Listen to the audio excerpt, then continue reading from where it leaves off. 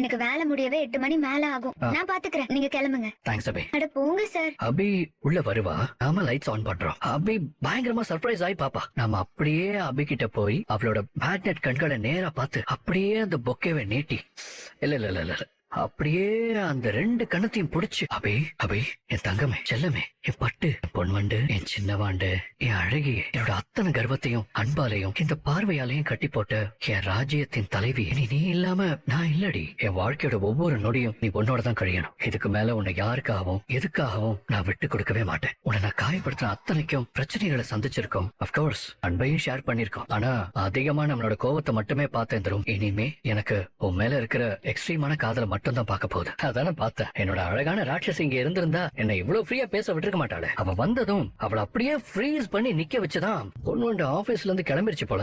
ஒருவேளை வீட்டுக்கு தான் வந்துட்டு இருப்பா. நம்ம லைட்ஸ் ஆஃப் பண்ணிட்டு நம்ம லாக் பண்ணிட்டு போவோம். அவ கூட சேர்ந்து டின்னரை முடிச்சிட்டு இங்க கூட்டிட்டு வந்து இன்னைக்கு நைட் சர்ப்ரைஸ் கொடு.